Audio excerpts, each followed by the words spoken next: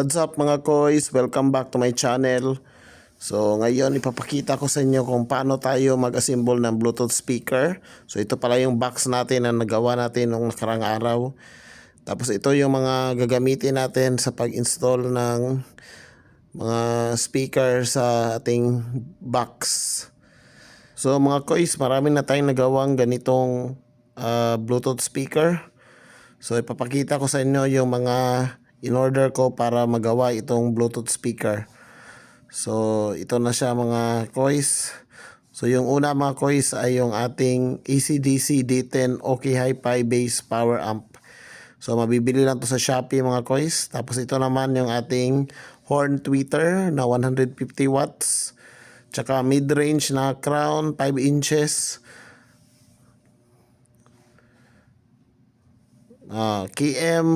KW5M. So mga nasa 150 watts lang rin yan mga koys. So ito yung i-install natin sa ating box. At saka yung ating subwoofer na Crown Pro SW103M. So nasa 300 watts yung max nito mga koys. So ito yung ating subwoofer na ilalagay sa ating Bluetooth speaker. So ito naman mga koys yung accessories, yung para sa handle. Dalawa, left and right. Tapos ito naman yung kanyang vent. Tapos plunger mga koys para pag inlagay natin to sa speaker stand. So ma-install din natin sa speaker stand. Tapos bumili pala ako nitong caster wheel para pwede na lang itulak tong Bluetooth speaker natin pag nandito tayo sa bahay. At saka ito yung mga tools, mga soldering iron, drill, tsaka wire stripper. So yun yung mga kakailanganin natin para sa project natin na to mga koys. So inuna ko pala to mga koys, itong plunger na i-install. So nag-DIY na lang ako nito ng washer at saka yung screw kasi malaki yung butas ng plunger. So gamit tayo ng impact drill para mas madali. Tapos i-install naman natin yung 4 na caster wheel para pwede na natin tong paanuhin mamaya. So, hindi na tayo mahirapan na magbuhat nitong ating Bluetooth speaker kasi gawa ito sa 3/4 na plywood lahat ng sides nito. So mabigat to mga koys. Maliit lang siya tingnan pero mabigat kasi 3/4 plywood yung ginamit natin para sa speaker natin. Dito naman mga koys ay install muna natin yung side handle para pag nagbubuhat tayo is dito na tayo kakapit. So maganda talaga mga koys pag meron tayong impact drill kasi madali lang mag-install ng mga screw.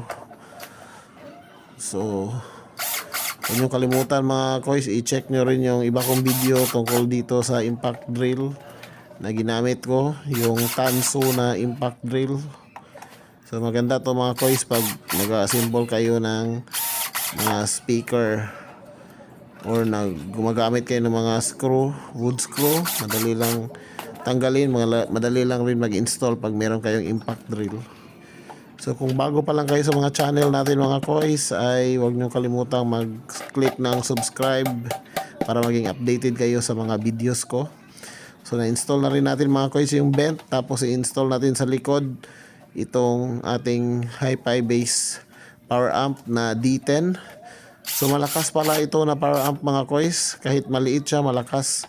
So yung iba ginagamitan nito ng mga 500 watts na speaker, pero sa atin ay 300 watts lang na max yung ginagamit natin. So dalawang channel para ito. Mayroon tong channel sa Twitter at saka sa main na speaker.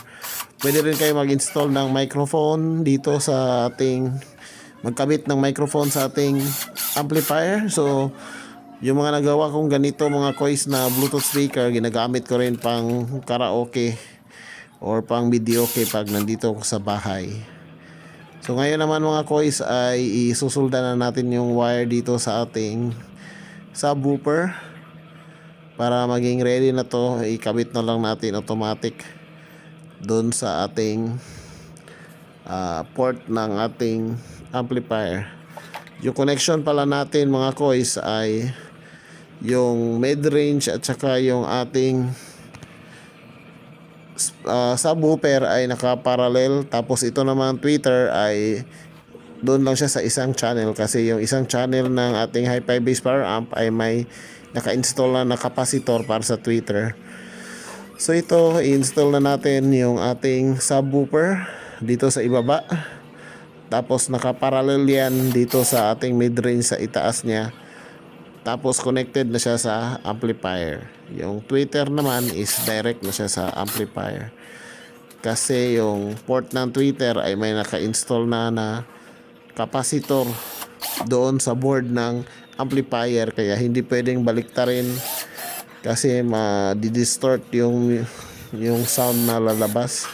So dapat sa port ng tweeter talaga yung naka-install. So ito na mga kois, tapos na nating install itong ating subwoofer. So punta naman tayo dito sa wire ng subwoofer, i-connect naman natin to sa mid-range natin. So ito na yung mid-range natin mga kois. So parallel yan.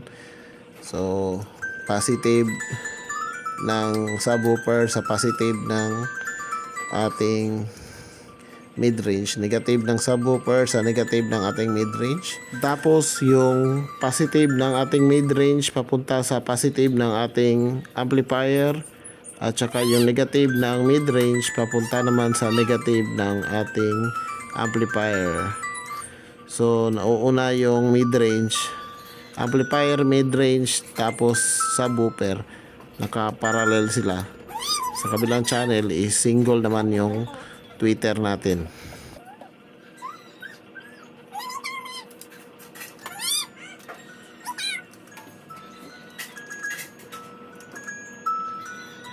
So ayusin lang natin yung pagkabit ng mga wire mga kois sa mga terminal ng ating speaker para hindi matanggal, lalo na kapag bumabayo yung subwoofer.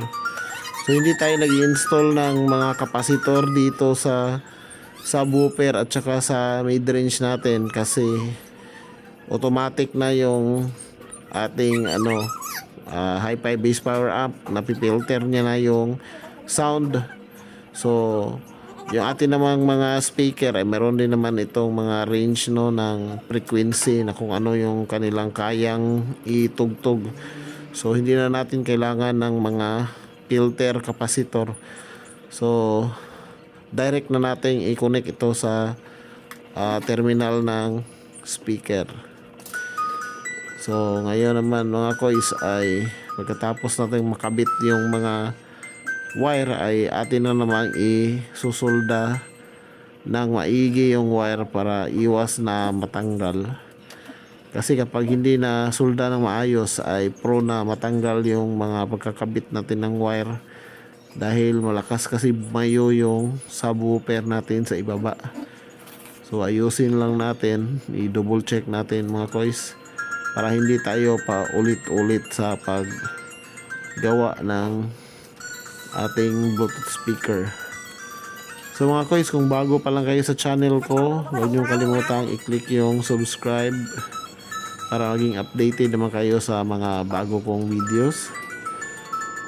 So matagal pala tayong hindi nag-upload ng video mga kois dahil masyado tayong naging busy. So nagpahinga tayo sa YouTube ng mga taon rin dahil nag-concentrate muna tayo sa trabaho. So ito na mga kois, isolda na natin yung ating mga wire dito sa mid-range.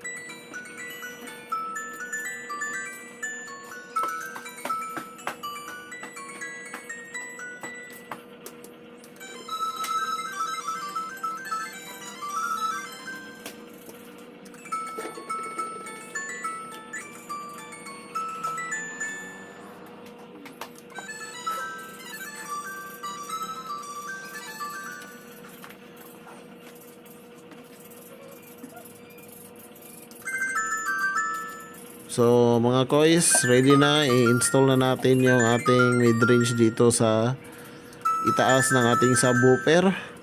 So may free pala to na wire yung ating amplifier para isaksak na lang natin doon sa port ng mga amplifier. So hindi na natin kailangang isolda doon sa amplifier dahil kailangan natin isaksak dahil mayroon na siyang nakaabang na port para sa mga speaker. So 4 lang yung screw nitong mid-range natin mga kois. So ako mga kois, pag bumibili ako ng speaker, palaging crown talaga yung binibili ko kasi mas sa tingin ko lang mas maganda yung tunog kapag crown. So crown baka naman. So ngayon ready na yung ating wire ng subwoofer at saka mid-range. Ngayon i-connect naman natin yung ating tweeter. So i-connect muna natin agad sa amplifier. Tapos i-install na natin yung tweeter sa box. So hindi yata nakuha ng camera natin mga kois yung pag-install natin ng tweeter.